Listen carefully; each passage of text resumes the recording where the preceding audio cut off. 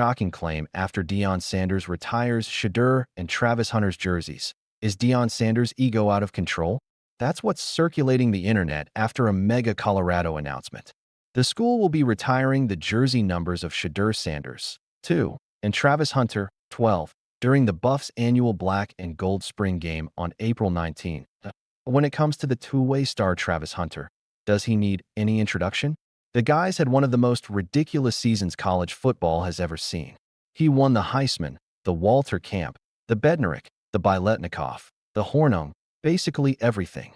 Efficiently played both sides, 670 snaps on offense and 686 snaps on defense in 12 regular season games. So when Colorado says no one's wearing number 12 again, fans nod. Fair enough. But with Deion Sanders' son, it's a different story. In a new episode of Jason Whitlock's show on April 15th, the Ball State alum host absolutely torched Deion Sanders' plans. Deion just got a new contract, and part of the negotiation was, my boy's number gets retired as well. And he gets to go down in history as I think he ranks maybe number 7 on Colorado's all-time passing list. He's right behind Joel Klatt. Jason Whitlock fired. Correction, Shedeur Sanders 5th with 7,623 yards behind Joel Klatt, with 7,808 yards at 4th. And he didn't just stop there. Jason Whitlock called Deion Sanders' move a mockery of past legends. Colorado's won a national championship. They have great former players, Eric Bieniemy, Michael Westbrook, Cordell Stewart. And this guy's getting his number retired? Nobody's going to wear number 2 anymore at Colorado because this guy had a cup of coffee 2 years at Colorado and won 13 games and lost 12, he added. I saw this yesterday and I just fell out laughing. And honestly, he's not the only one finding this hard to accept. Legendary quarterback Cordell Stewart still doesn't have his number retired. Same with star RB Eric Bieniemy, who's Colorado's all-time leading rusher and a Heisman finalist, nor WR Michael Westbrook, who was a consensus All-American in 1994.so. It leaves little to wonder. Is this about legacy or loyalty to Deion Sanders? To be fair, Shedeur Sanders' numbers are nothing to scoff at. 14,353 passing yards, 134 TDs, and an over 70% completion rate. At Colorado alone, he shattered over 100 school records. He won Big 12 Offensive Player of the Year and took home the Johnny Unitas Golden Arm Award for throwing 4,134 yards and 37 TDs in 2024. But no conference titles, no major postseason wins. That's what's keeping the debate alive. Meanwhile, Travis Hunter is getting universal love. Deion Sanders is right to make a case for Travis Hunter. The do-it-all unicorn. The generational talent. Yeah, Travis Hunter did it all in 2024. He caught 92 passes for 1,152 yards and 14 TDs while locking down receivers on the other side of the play. He became the first 2-time Paul Hornung winner, accentuating his versatility with the football. He was also named Sports Illustrated's 2024 Breakout Star of the Year. If there's anyone who earned the highest player honor, it's him. Still, many people think the ceremony's coming too soon, especially for Shedeur Sanders. For a program that retired only 4 jerseys before, Rashawn Salaam, Bobby Anderson, Joe Romig, and Byron White, it feels like Deion Sanders' move is more about making a statement rather than honoring tradition. Those legends waited decades to receive their honors. Oh well, the Deion Sanders era isn't just changing Colorado football. It's changing how we define greatness. Whether that's good or bad, that depends on who you ask. Ryan Clark sends strong message to 32 NFL teams over Travis Hunter's ultimatum amid Brown's $600 million news. Whether it's Deion Sanders or Urban Meyer, they've all said one thing in common.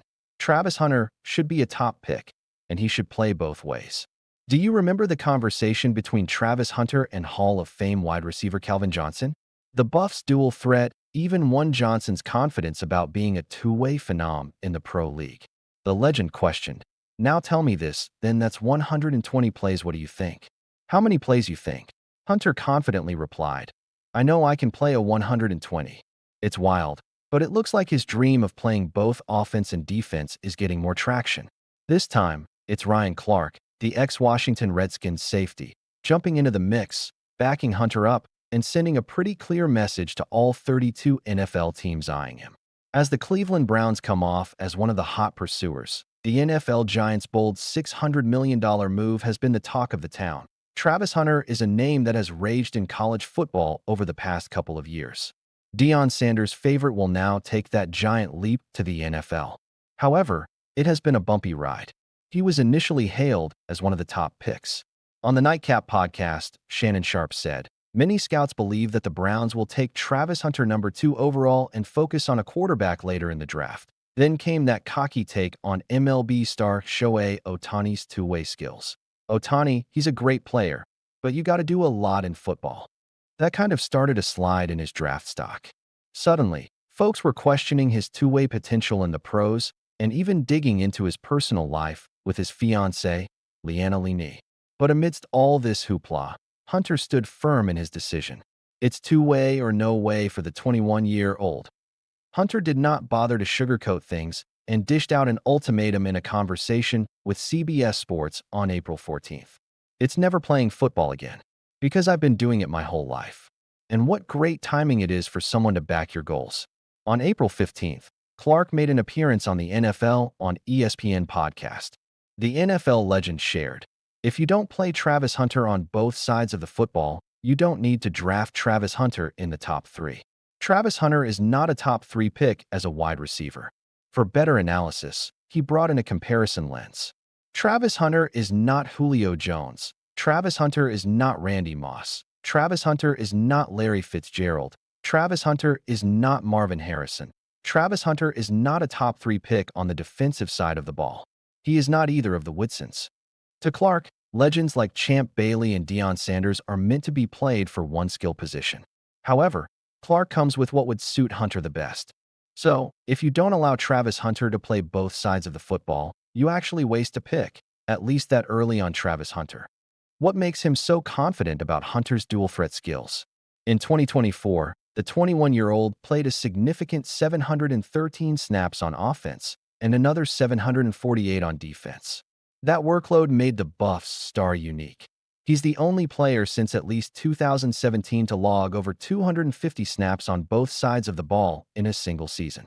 Now, for anyone thinking the pro league's faster, college football actually has a shorter average snap interval compared to the NFL. So, Hunter's already shown he can handle a quicker pace. He's got that green pass. Right now, the Cleveland Browns are the only program to cater to Hunter's wish. However, they are also turning heads with a stadium deal. Travis Hunter's hottest pursuer lands in trouble with a $600 million project. Back in February, at the NFL Combine, the Browns' general manager, Andrew Berry, was wooed by Hunter's two-way power. He said, "In terms of Travis Hunter, cornerback or receiver, the answer is yes. He can play both, and I think that's what makes him special." While most NFL giants want to dump their heavy expectations on the young chap, the Browns are likely to let Hunter pursue his wish. To fuel the speculations, Adam Schefter predicted that Cleveland would happily use their number 2 pick to bring the Colorado star home, that he tweeted. There are signs that point to the Browns now using the number 2 overall pick on Colorado's standout Travis Hunter.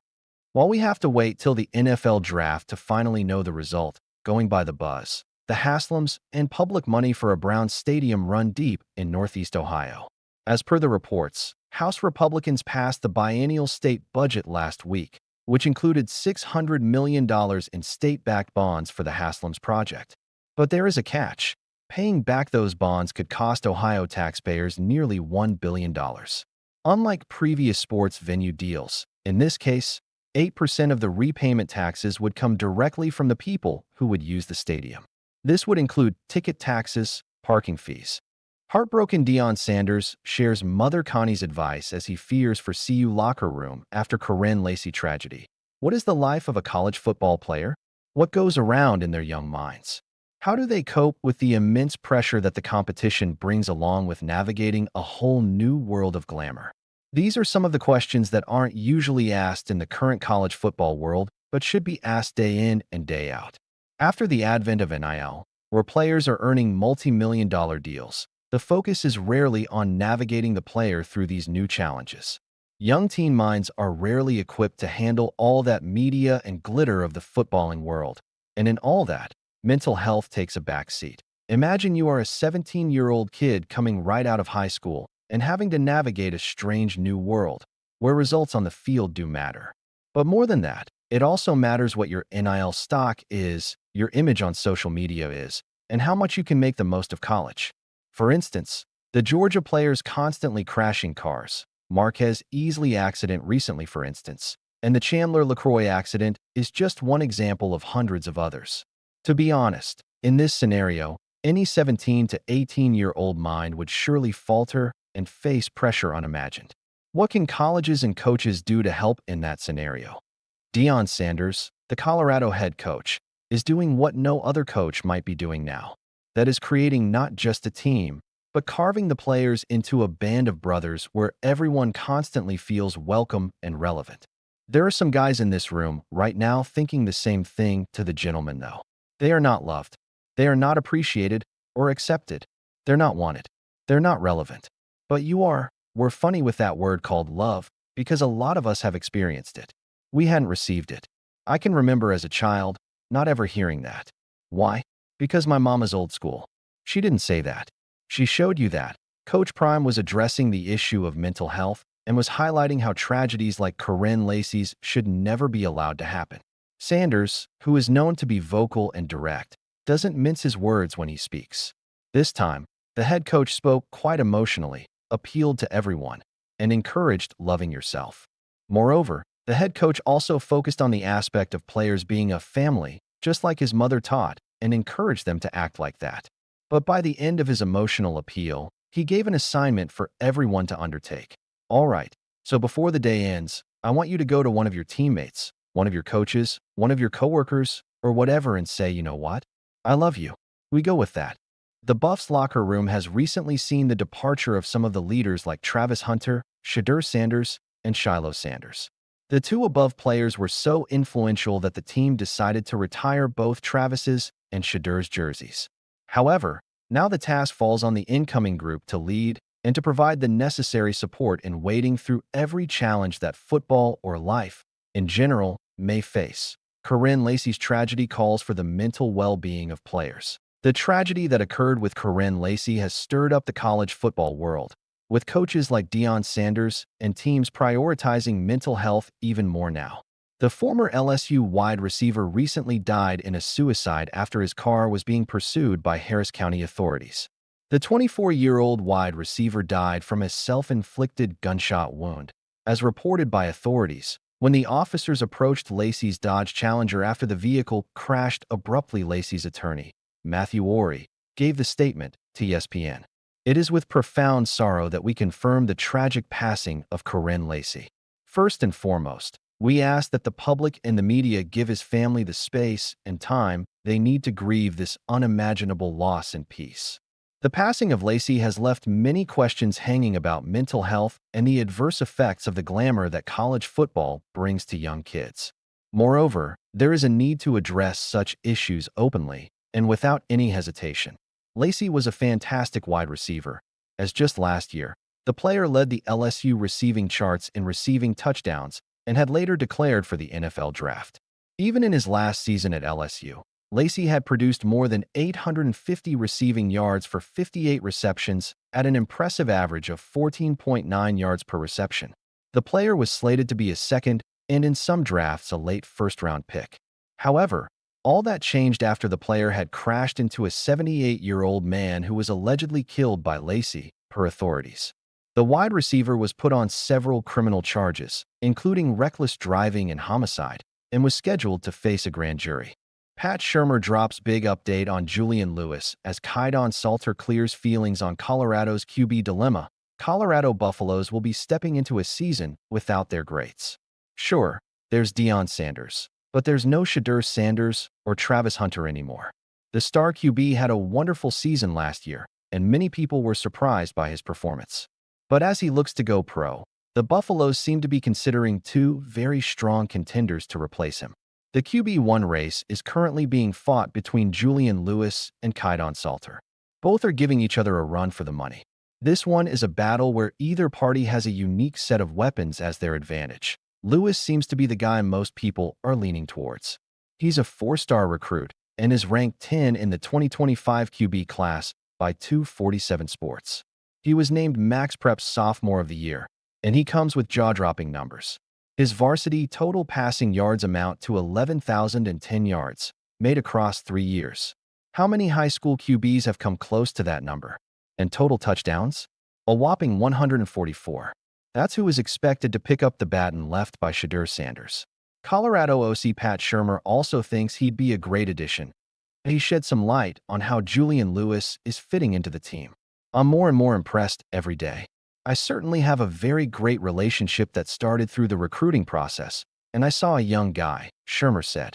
He also noted that Lewis has bulked up for the role as well. He's really developed. Even his body is developed. You know, with the strength training, he's bigger and stronger, and every day he does something that shows you why he's here and why we're glad he is here. Lewis really seems to be putting in the required effort for the role. In all, Shurmur is just really positive about Julian Lewis. Very, very, very talented young man with really all the things you need to do as a quarterback he can do. Now, it's just a matter of him growing in what we do and getting himself ready to play. It is, however, this very growing in part where Salter has an advantage.